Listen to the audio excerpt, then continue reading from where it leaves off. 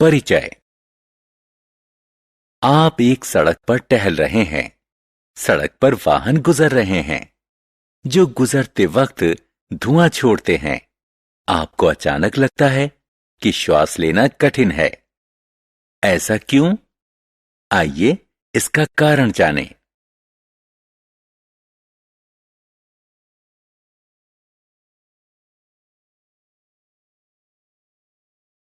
उद्देश्य। इस पाठ के अंत में आप निम्न करने में सक्षम हो जाएंगे: वायुमंडल का वर्णन करना, जल और मृदा में वायु की उपस्थिति का प्रदर्शन करना, वायु प्रदूषण की व्याख्या एवं इसके कारणों और प्रभावों का वर्णन करना।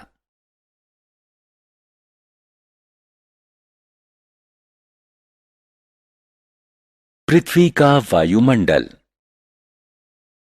हमारी पृथ्वी चारों तरफ से गैसों की चादर से ढकी हुई है, जिसे वायुमंडल कहा जाता है।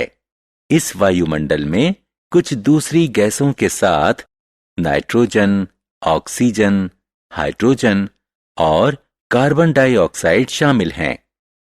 वायुमंडल हमें सूर्य से आने वाली कुछ हानिकारक किरणों से बचाता है।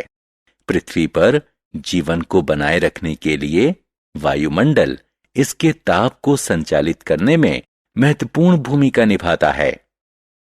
रोचक तथ्य।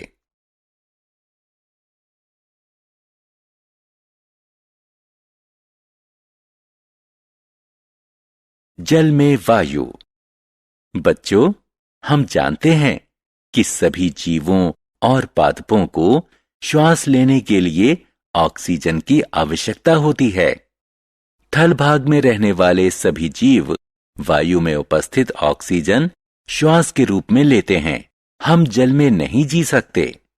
जब गोताखोर जल के भीतर जाते हैं तो वो अपने साथ ऑक्सीजन के सिलेंडर लेकर जाते हैं। इस व्हेल को देखिए, यह कैसे श्वास लेती है। इसी प्रकार जलीय पादप कैसे कार्बन डाइऑक्साइड और ऑक्सीजन प्राप्त करते हैं। आपको यह जानकर आश्चर्य होगा कि वो श्वास के रूप में वायु लेते हैं। आइए एक गतिविधि करते हैं। एक बीकर में थोड़ा जल लीजिए। इसे उबालने के लिए गर्म कीजिए। क्या आप बाहर उठते बुलबुले देख सकते हैं? ये जल से बाहर आ रहे हैं। सामान्य तापमान पर वायु जल में घुली रहती है, इसलिए हम इन्हें देख नहीं सकते। जब जल को गर्म किया जाता है तो जल में घुली हुई वायु बुलबुलों के रूप में बाहर आती है। जीव और पादप जल में घुली हुई ऑक्सीजन को श्वसन के लिए प्रयोग करते हैं।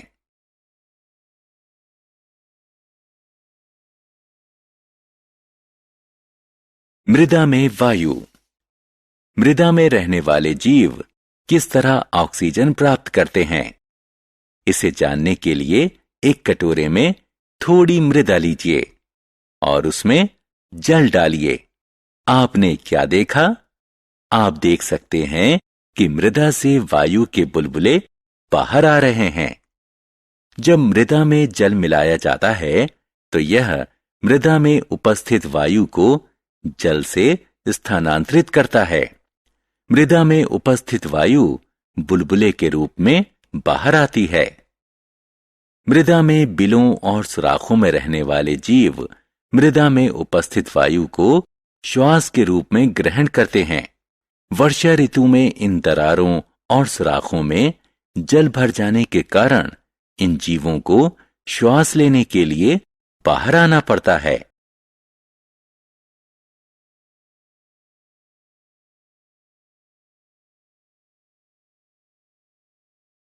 वायुमंडल में ऑक्सीजन का पुनर्भरण।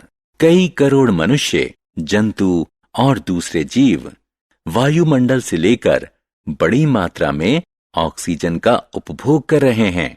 तो फिर वायुमंडल का ऑक्सीजन भंडार खत्म क्यों नहीं होता? क्या आप जानते हैं कि कैसे? पादप प्रकाश संश्लेषण के दौरान ऑक्सीजन उत्सर्जित करते हैं। ऑक्सीजन वायुमंडल में छोड़ी जाती है और पादप श्वसन के लिए ऑक्सीजन का प्रयोग भी करते हैं, लेकिन वो जितना प्रयोग करते हैं उससे ज्यादा ऑक्सीजन का उत्सर्जन करते हैं। अतः पादप मौन रूप से हमें मृत्यु से बचाते हैं और इस पर कोई ध्यान दिए बगैर।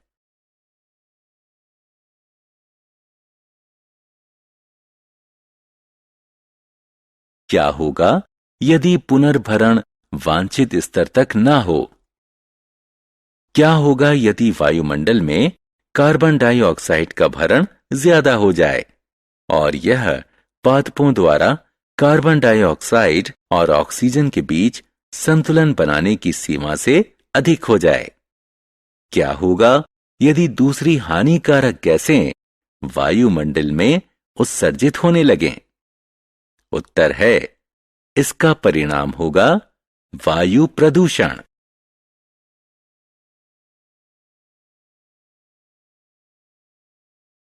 वायु प्रदूषण, इसके कारण और प्रभाव। कार, स्कूटर, वातानुकूलक, रेफ्रिजरेटर और दूसरी चीजें हानिकारक गैसें उत्सर्जित करती हैं और वायु को प्रदूषित करती हैं। कोयले के जलने के कारण भी अत्यधिक मात्रा में उत्सर्जित होने वाली कार्बन डाइऑक्साइड से वायु प्रदूषित होती है। जो पदार्थ वायु को प्रदूषित करते हैं उन्हें प्रदूषक कहते हैं। वायु प्रदूषक मुख्यतः कारखानों और गाड़ियों से निकलने वाला गैसीय उत्सर्जन होता है। वायु प्रदूषण वैश्विक समस्याएं भी पैदा कर रहा है, जैसे कि क्लोरोफ्लोरोकार्बन के उत्सर्जन के कारण ओजोन परत का क्षरण और कार्बन डाइऑक्साइड के उत्सर्जन के कारण वैश्विक उष्णता में वृद्धि।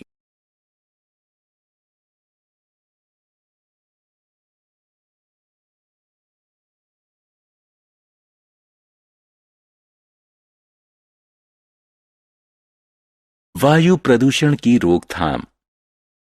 वायु प्रदूषण पर कुछ साधारण उपायों से रोकथाम लगाई जा सकती है। निजी वाहन के बजाय सार्वजनिक वाहन का प्रयोग करें।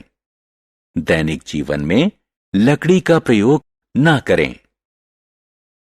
अपने आसपास ज्यादा वृक्ष लगाएं। वातानुकूलक जैसे साधनों को दूसरों के संग साझा करें। सूखी पत्तियों और दूसरे सड़नशील अपशिष्ट पदार्थों को जलाने के बजाय उनसे खाद बनाएं। परफ्यूम और डिओड्रेंट का प्रयोग कम करें।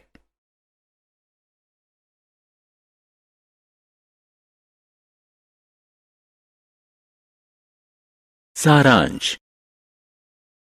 आइए हमने जो कुछ सीखा है उसे संक्षेप में दोहराएं। पृथ्वी के चारों तरफ वायु के आवरण को वायुमंडल कहते हैं। यह पृथ्वी पर जीवन के लिए आवश्यक है। जलीय जीव और पादप जल में विघटित वायु का श्वसन के लिए प्रयोग करते हैं। मृदा में रहने वाले जीव मृदा में उपस्थित वायु का श्वसन के लिए प्रयोग करते हैं। हानिकारक गैसों और वस्तुओं के कारण वायुमंडल को होने वाले संदूषण को वायु प्रदूषण कहते हैं। वायु प्रदूषण को साधारण उपायों की सहायता से कम किया जा सकता है।